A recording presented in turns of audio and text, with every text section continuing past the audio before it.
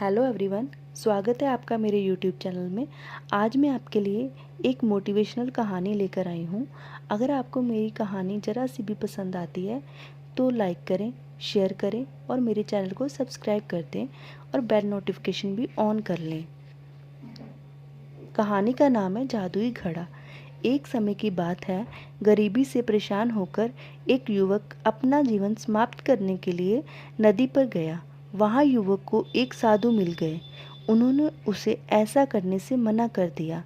साधु ने युवक को परेशानी का कारण पूछा तो युवक ने सारी बात साधु को बता दी। सब कुछ सुनकर साधु ने कहा, मेरे पास एक विद्या है जिससे जादुई घड़ा बन जाता है। तुम जो मांगोगे वह तुम्हारे लिए हाजिर हो जाएगा। परंतु जिस दिन घड़ा फूट गया उसी समय जो कुछ भी इस घड़े ने दिया होगा वह सब अदृश्य हो जाएगा।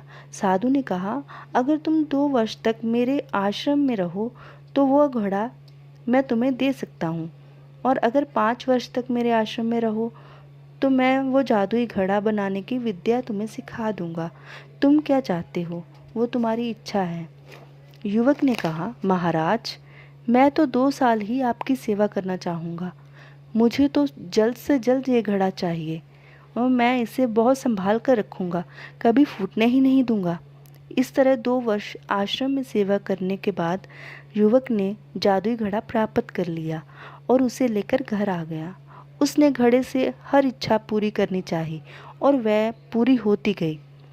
घर बनवाया, नौकर चाकर मांगे, वह सभी को अपनी धाक व वैभव क्षमता दिखाने लगा। उसने शराब पीना शुरू कर दिया। एक दिन वह जादुई घड़ा सर पर रखकर नाचने लगा। अचानक उसे ठोकर लगी और घड़ा गिरकर फूट गया। घड़ा फूटते ही सभी कुछ छूमंतर हो गया। अब वह बहुत दुखी हुआ। युवक पश्चाताप करने लगा कि काश मैंने जल्दबाजी ना की होती तो आज मैं फिर से कंगाल ना होता। इससे हमें ये सीख मिलती है कि ईश्वर हमें हमेशा 2 रास्ते देता है, एक आसान और दूसरा कठिन और लंबा लेकिन गहरे ज्ञान वाला। ये हमें चुनना होता है कि हम किस रास्ते पर चलें। Thanks for watching.